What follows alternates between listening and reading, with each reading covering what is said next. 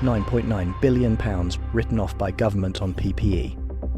The publication of the UK Covid-19 Inquiry's report into PPE procurement delivers a message that many NHS workers, care staff and Workers of England union members have waited years to hear.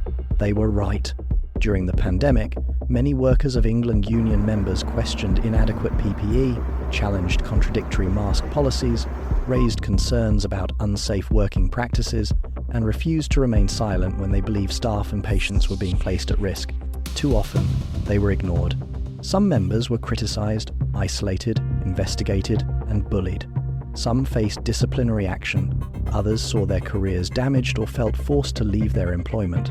Their professional judgment was dismissed, and their legitimate concerns were portrayed as disobedience or misconduct. Now, the official record tells a very different story. Inquiry findings. Perilous stockpiles and systemic failures. The COVID inquiry found that the United Kingdom entered the pandemic dangerously unprepared. The emergency stockpile of masks, gowns and gloves was in a perilous condition. Only around a third of the masks held in England's pandemic stockpile were usable, while Scotland had no stockpile of the high-grade respirator masks required in hospitals. Care homes, GP surgeries and pharmacies were largely expected to obtain their own PPE. The inquiry described this as a major failure in planning. The financial waste was staggering. The government spent £14.9 billion on PPE, but £9.9 billion was written off because equipment was unused, unsuitable, or out of date. That means approximately two-thirds of the money spent on PPE was ultimately wasted. This was happening while frontline staff were being told to ration equipment, reuse masks, or accept protection that they believed was inadequate. Total PPE expenditure, £14.9 billion. Total written off, wasted, £9.9 billion, approx. 66%. NHS England, staff equivalent, 155M, staff, 6,400, one-off payment per employee. Total UK NHS staff equivalent to 7 metres, staff, 4,800, one-off payment per employee. The inquiry also condemned the so-called VIP lane, which gave priority to offers from suppliers recommended by ministers, MPs, members of the House of Lords and senior officials.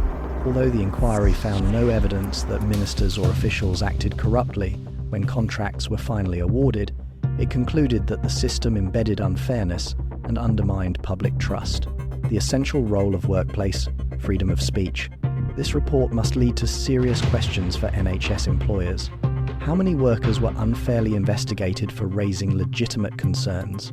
How many experienced professionals were silenced rather than listened to? How many careers were damaged because employees had the courage to question policies that have now been shown to be deeply flawed? Freedom of speech in the workplace is not an inconvenience, it is an essential safeguard. Workers must be able to raise concerns about safety, equipment, and professional practice without fearing bullying, retaliation, or dismissal. When employers silence staff, they do not remove the danger, they remove the warning.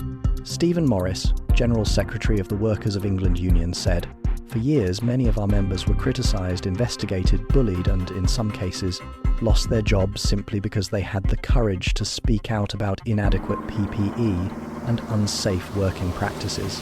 Today, the COVID inquiry has confirmed what they knew all along. They were right." The Workers of England Union has always believed that freedom of speech in the workplace is not a privilege. It is a vital safeguard for workers and the public alike. This report vindicates those who refuse to stay silent.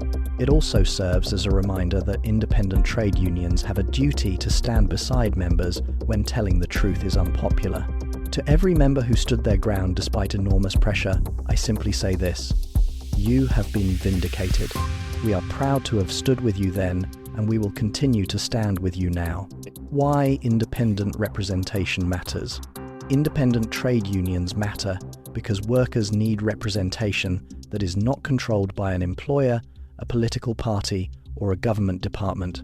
The Workers of England Union continues to highlight that many of the Labour Party funding trade unions let down their members by not protecting them when they spoke up.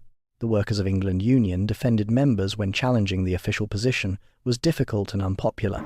This report demonstrates exactly why independent representation is needed. To those whose membership has lapsed, now is the time to rejoin. The fight for workplace safety, freedom of speech, and fair treatment has not ended.